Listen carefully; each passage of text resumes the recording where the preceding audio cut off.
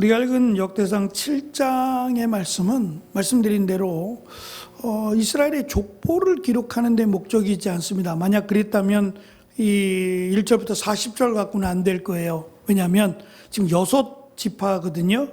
우리 성경에 나와 있는 이사겔 자손, 베냐민의 자손, 납달리의 자손, 므낫세의 자손, 에브라임의 자손, 그리고 마지막 아셀의 자손이라고 해서 요단강을 중심으로 해서 요단강 지중해 쪽으로, 요단강의 서쪽이라고 하는데, 이 서쪽에 거하던 6지파를 지금 그들의 족보를 지금 나열했습니다.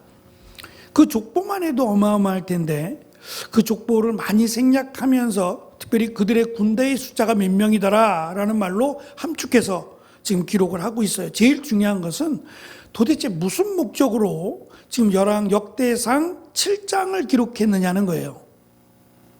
우리에게는 굉장히 생소하고 이름도 어렵습니다. 발음도 어렵고 이스라엘의 이름, 히브리식의 이름이 우리에게도 상당히 어려우니 사도 바울이 복음을 전하면서 지금 우리는 쉽게 사울이라고 말하면 어렵지 않네라고 할지 모르지만 히브리식 발음은 또 다를 거예요. 히브리식 발음의 사울은 간단하지 않아요. 어렵단 말이죠. 그래서 바울이라고 하는 것이 훨씬 더 당시 이방인들에게는 쉬웠다는 얘기죠.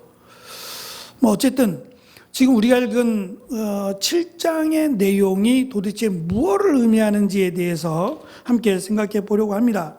오늘 나눠드린 페이퍼를 잠깐 보시면 역대상 7장에 기록된 요단강 서쪽의 6지파입니다.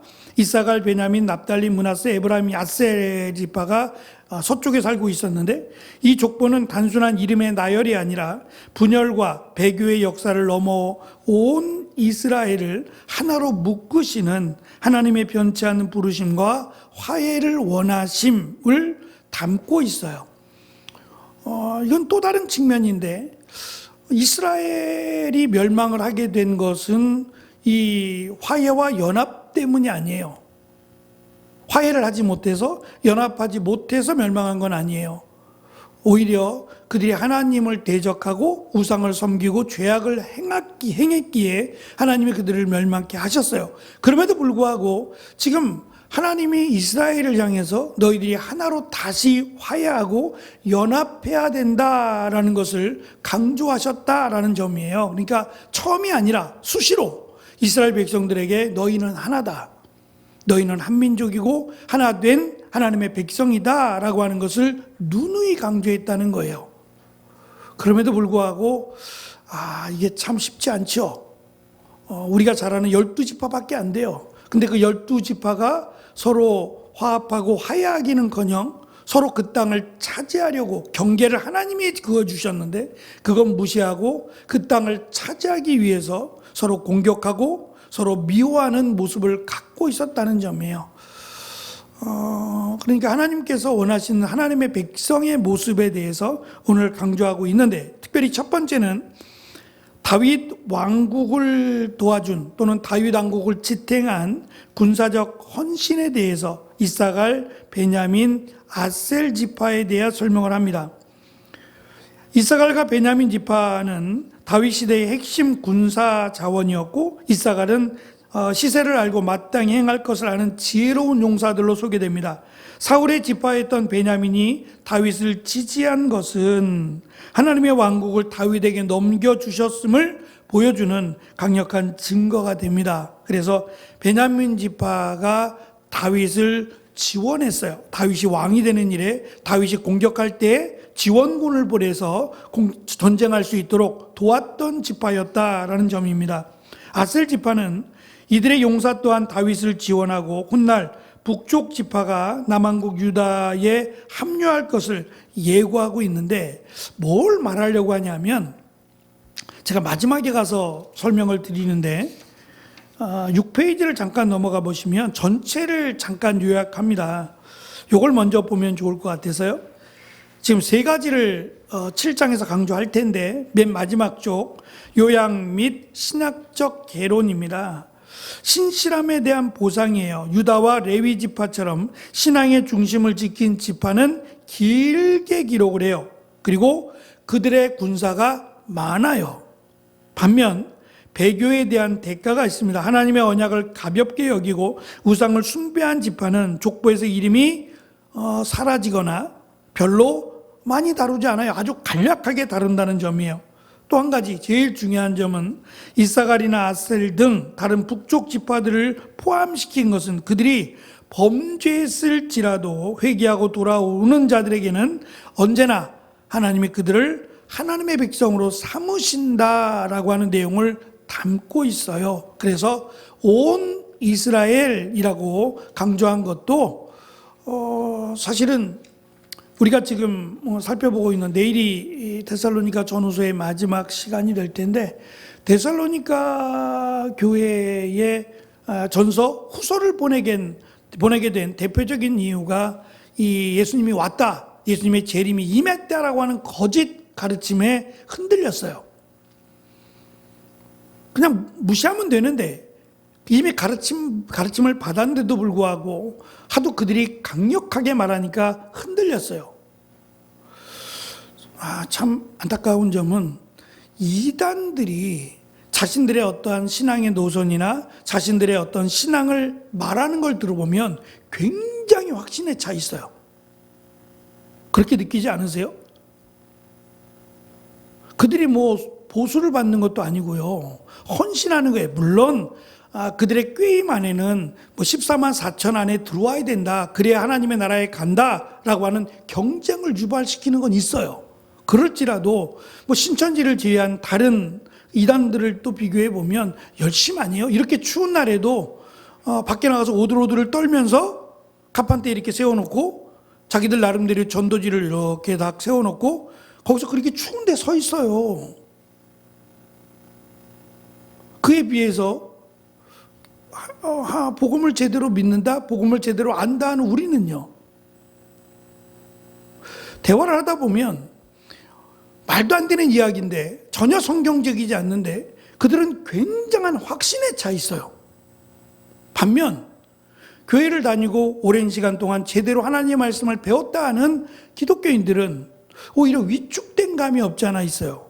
그래서 그들의 당당함이 이 거짓인데 말도 안 되는 일인데 그 말도 안 되고 거짓된 그 당당함 때문에 넘어가는 사람들이 많아요. 확신으로 보니까 진짜라고 보니까.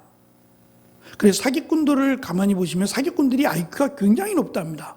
그것만 생각하니까 그럴 수도 있는데 사기꾼에게 넘어가는 이유는 말 그대로 그들이 사기치는 것이 너무나도 당당해서 그래요. 조금 더 의심이 안 갈 만큼 아주 당당하고 준비를 철저하게 한다는 점이에요. 그러니까 사기를 당하죠.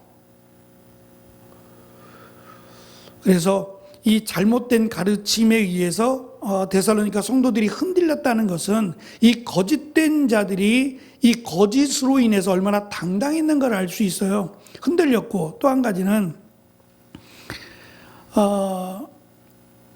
이 교회 안에 이 어려운 사람들도 있고 또 신분이 차이가 있다 보니까 가난하고 배고픈 사람들이 당연히 있을 수밖에 없어요. 그들이 우리가 지금 예배를 드릴 때 주일날 예배 드리고 오후에 또 모임을 가지려면 식사를 해야 되잖아요. 그것처럼 그들의 예배는 짧지 않았어요. 굉장히 긴 시간 동안 하나님 말씀을 나누고 함께 공부하고 하는 시간들이 굉장히 길었어요. 그 긴 시간 동안을 굶어가면서 할 수는 없어요. 근데 실제로 당장 먹고 살 것도 없는 사람들의 경우는 먹을 걸 준비하기 어려워요. 왜냐하면 당신은 그날 벌어서 그날 먹는 거예요. 그런데 그들에게, 가난하고 배고픈 이들에게 우리가 말하는 주일이라는 개념이 없었어요. 그날도 역시 나가서 그들은 일을 했단 말입니다. 전혀 그들은 안식일의 개념이 없었어요. 그런데 주일날은 일하지 않고 예배 드리는 날이 되다 보니 일을 할 수 없는 거예요. 그러면 그날 나가서 일을 못하면 먹을 게 없는 거죠. 아니면 미리 준비했다가 토요일 날 조금이라도 더 아껴서 준비했다가 가지고 오는 것이 전부였을 거예요. 상당히 초라했을 겁니다. 반면 부자들이나 주인들의 경우에는 상관없죠. 일을 시키는 자의 입장에서는 얼마든지 준비할 수 있었어요. 그들이 조금 더 넉넉하게 없는 자들을 위해서 준비했을 겁니다. 그런데 주님이 오셨다. 라고 하는 거짓된 가르침에 현혹된 자들은 일하지 말자. 예수님이 오신다는데 일해봤자 무슨 의미가 있어? 라고 하며 일을 안 했단 말이에요. 일 안 하고 교회에서 주는 것 넙죽넙죽 그냥 받아먹고 있었어요.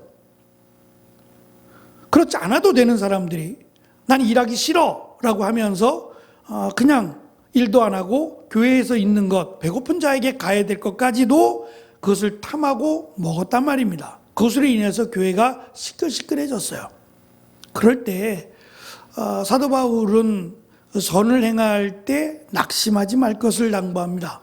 하나님이 아신다는 거죠. 선을 행한다는 것 하나님이 아시니 하나님을 바라보고 선을 행하라. 그러면 때가 이르면 거둠이 있을 거라고 말씀했어요. 그 다음에 사도 바울이 마지막으로 편지를 마무리하면서 기도를 합니다. 이 기도가 몇 번에 걸쳐서 데살로니가 후서에만 몇 번에 걸쳐서 중간 데살로니가 교인들을 위해서 기도하는 내용이 나옵니다. 그리고 맨 마지막에도 또 기도하면서 데살로니가 성도들 가운데 지금 말씀드린 것처럼 선을 행하는 자들, 말씀을 잘 배우고 가르치고 말씀대로 순종하는 자들을 위해서만 기도하는 게 아니라 모든 사람을 위해서 기도해요. 심지어 말씀드린 나태한 사람들, 게으른 사람들 또는 교회의 전통을 무시하고 자기들 마음대로 하려고 하는 사람들까지도 기도하고 있어요. 그게 하나님의 은혜고 하나님의 사랑입니다. 우리는 사실 어려워요. 미운 놈 뭐 떡 하나 더 준다고요? 왜 줘요? 미운 사람 떡 하나 더 준다면서요? 왜 준다고요? 먹고 체하라고요. 정말 사랑해서 준다? 대단한 일입니다. 정말 사랑해서 준다? 그게 쉽지 않아요. 정말 쉽지 않습니다. 그래서 우리가 먼저 해야 될 것은 저들을 위해서 기도하는 일은 뭐 떡 주는 것보다 기도해 주는 거는 어렵지 않아요. 기도하다 보면 그 미움도 사라지고 오히려 불쌍히 여기게 되는 것, 그게 우리에게 허락하신 일이기도 합니다. 지금 하나님께서 지금 말씀하시는 내용도 그거예요. 모든 사람들, 배반하고 배도하고 죄악을 행하는 그들, 그 이스라엘까지도 돌아오면 하나님이 여전히 사랑하신다라고 하는 내용을 계속해서 담고 있어요. 그것이 하나님의 사랑이라는 점입니다. 두 번째, 이 페이지 보시면 고통 가운데, 고통 속에서도 이어지는 하나님의 소망인데요. 요셉의 두 아들인 에브라임과 므낫세 지파의 족보에는 이스라엘 역사의 아픔과 회복이 교차합니다. 먼저 에브라임의 아들들이 가드에서 살해를 당하는 비극이 발생했을 때 하나님은 새로운 아들 브리아와 딸 세에라를 주셨어요. 특히 세에라는 세 개의 성을 건설하는 놀라운 역사를 이루고 이 계보는 이스라엘의 위대한 지도자인 여호수아로 이어져 갑니다.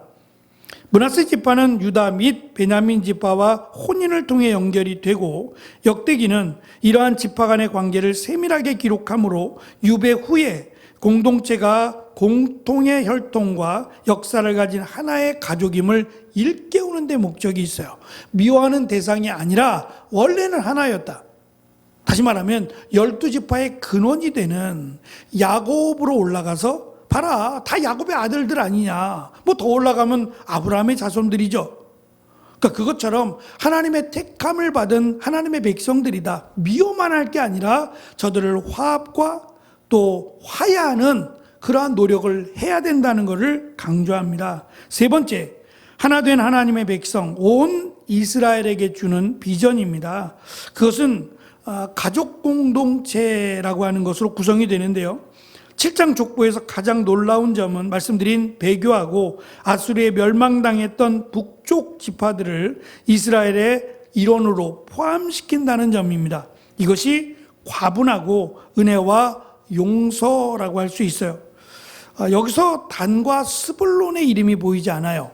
그래서 제가 뒤로 가면 4페이지에서 단 지파와 스불론 지파가 명시되지 않은 이름이 빠진 이유를 소개합니다. 나중에 한번 읽어보시고요. 뭐 빠졌다라고 하는 이유가 뭐 미워서 말씀드린 하나님을 대적해서는 아닐 겁니다. 그것은 아니고 정리하자면 이 단이라고 하는 지파 그 마지막에 보시면 7장에 후심이라고 하는 이름, 7장 12절에서 숨빔과 훗빔은 모두 일의 아들들입니다. 후심은 아엘의 아들입니다라고 했는데, 이 후심이 창세기 48장에 보면 46장 23절에 이렇게 기록이 되어 있어요. 후심은 단의 아들이라고요. 다시 말하면 단지파는 기록하지 않아요. 기록하지 않지만 후심을 기록함으로, 후심이 단의 후손이니까 후심을 기록함으로 그냥 짧게 기록한다는 점이에요. 우리는 잘 몰라요. 후심이 누군지. 여기 나와 있는 이름들, 생소한 이름들도 너무 많아요.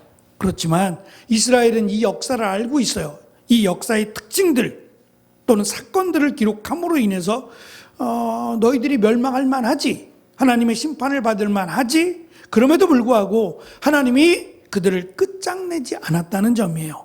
그리고 결국은 포로로 다 끌려갔어요. 다 망했어요. 북이스라엘도 멸망하고 남유다도 멸망했어요. 그러면 너가 더 잘못했다, 네가 더 잘못했다라고 말할 수 없어요. 다 잘못했어요. 그래서 돌아올 이스라엘 백성들에겐 더 이상 반목하지 마라. 누가 죄가 더 크냐 얘기할 것 없다. 따지지 말고 다시 하나로 화합해라. 그래서 다시금 하나님의 백성으로 받아주겠다는 거예요. 그 조건이 너희들이 화해하고 또는 연합하기를 힘쓰라는 점이에요. 자잘못을 따지지 말고 다 하나님 앞에 심판을 받은 자들이니 이제 하나님의 백성답게 하나로 화합하는 일에 힘쓰라고 강조합니다. 5페이지 보면 스불론 지파에 대해서 좀 나와 있습니다. 스불론 지파가 빠진 것은 그 5페이지 두 번째 화살 표시에 보시면 다윗 왕조와의 직접적인 군사적, 정치적 연관성이 상대적으로 적은 지파들을 요약하는 과정에서 생략했을 가능성도 있고, 또 밑으로 내려와서 신앙적으로 큰 오점을 남긴 북쪽 지파들에 대해서는 기록의 분량을 대폭 축소하거나 생략함으로 경고의 메시지를 전하고 있기 때문에 뺐다는 겁니다. 우리가 잘 아는 룻기에 보면 기업물을 가장 가까운 친척이에요. 가장 가까운 친척이라면 사실 이름을 공개해야 되는 게 맞아요. 왜냐하면 보아스보다 더 나야 되잖아요.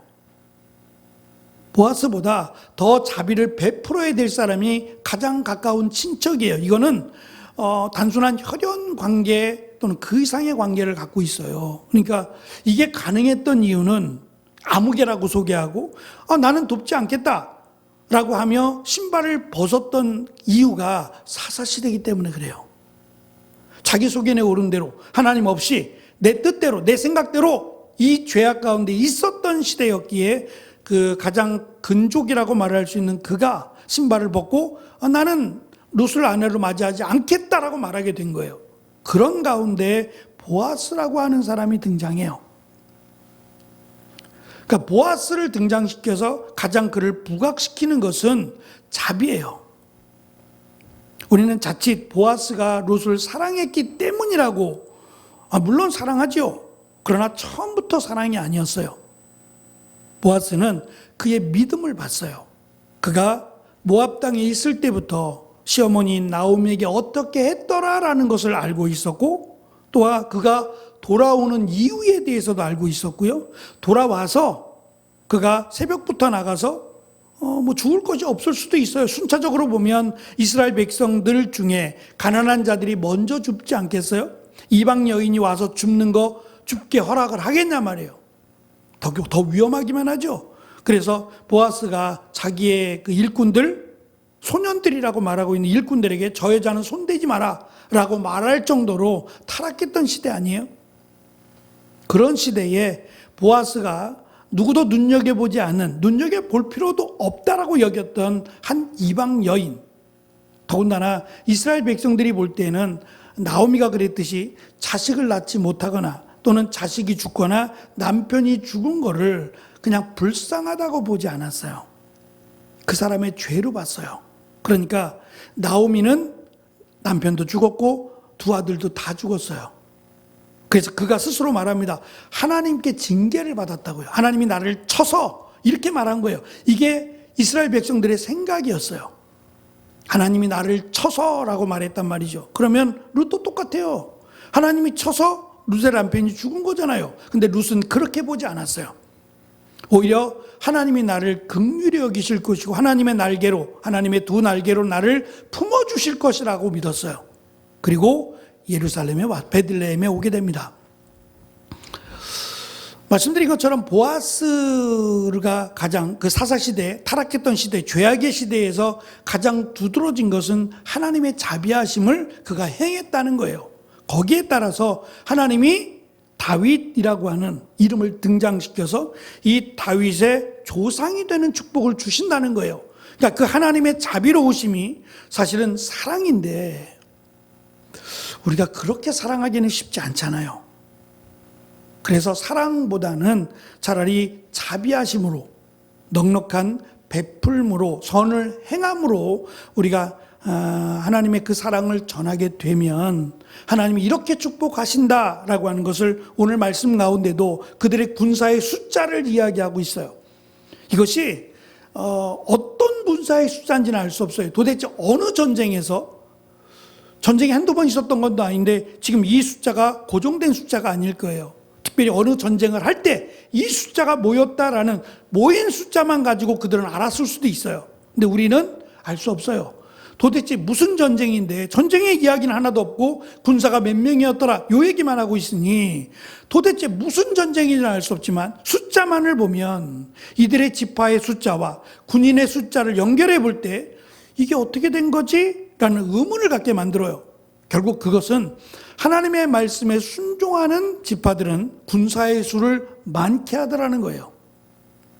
그리고 하나님을 대적하는 자들의 군사는 하나님이 적게 하실 뿐만 아니라 그 이름도 빼버린다는 거예요. 말씀드린 아무개, 이게 얼마나 수치스러워요.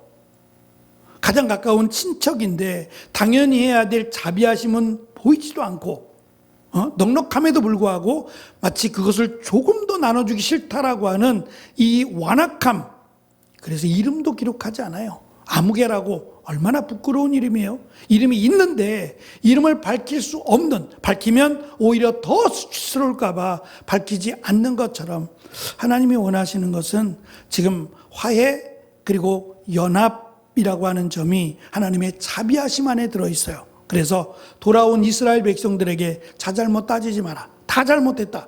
크고 작은 잘못만 있을 뿐이지 다 잘못했다. 품어주라고 화해하고 연합하면 하나님이 다시 하나님의 백성으로 받아줄 것이며 또 그들을 하나님이 높이 세워줄 것이다 라고 하는 말씀이 오늘 우리가 읽은 7장의 전반적인 내용입니다. 이 내용을 통해서 말씀드린 것처럼 하나님께서 원하시는 하나님의 백성의 모습은 화해하고 연합하고 자비하는 모습, 자비로움으로 품어주는 모습을 하나님이 기뻐하신다는 점을 우리가 다시 한번 기억하면서 교회 공동체, 작게는 가정 공동체가 사랑으로 하나님의 그리스도의 자비하심으로 하나 되고 풍성해지는 귀한 은혜가 있으시기를 간절히 축원합니다.